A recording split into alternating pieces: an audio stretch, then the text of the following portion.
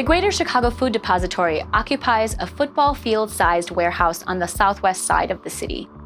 There is a continuous flow in and out of workers preparing meals. Boxes and boxes of food are stacked on the shelves, and trucks are lined up to transport the food to distribution centers across the Chicagoland area. It is a tremendous operation. Over half of the distribution centers are houses of worship or faith-based organizations, and many of their daily volunteer slots are filled by faith-based groups. Their CEO and Senior Vice President invited Interfaith America to discuss how they might bring together the many different faith and ethical communities that volunteer with them in order to bring about a larger scale change in the fight against hunger.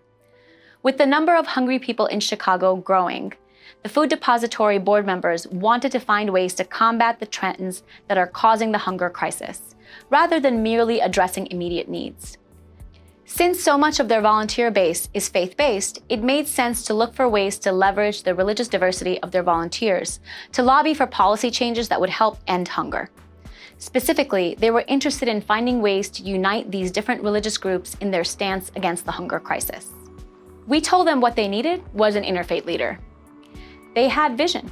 Now they needed someone with an appreciative knowledge of different religions, especially with regards to diverse religious ethics around hunger and poverty.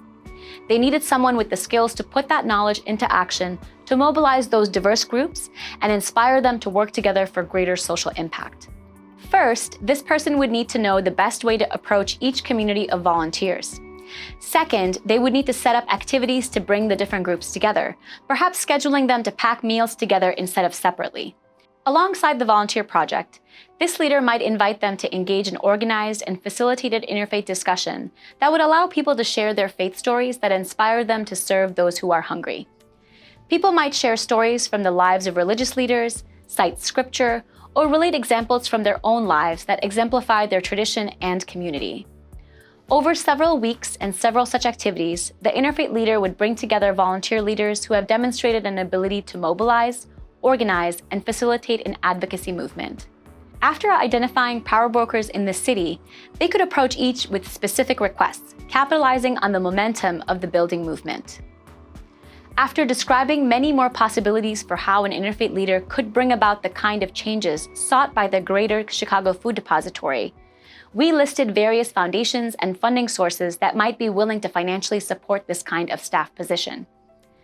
They interrupted us and said, "This is important enough for us to do out of our operating budget. It's not a special project, it's core to our mission."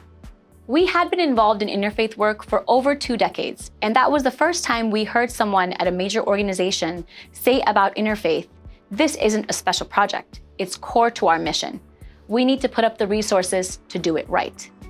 That's leadership. There are thousands of service organizations like the Greater Chicago Food Depository. Most of them rely on faith and ethical communities for volunteers and advocacy. As our country and our world becomes more religiously diverse with each passing day, it's increasingly important to bring in leaders who know how to get those communities to work together to accomplish more than they can separately. And it isn't just service organizations. Leaders in the medical profession are realizing the need for greater religious literacy in hospitals and care facilities. Teachers are faced with interfaith challenges in the classroom and across their campuses. And religion and religious differences are playing a larger role in the legal profession, business, and the world of nonprofit work. The time for interfaith leaders has come. So now it's up to you.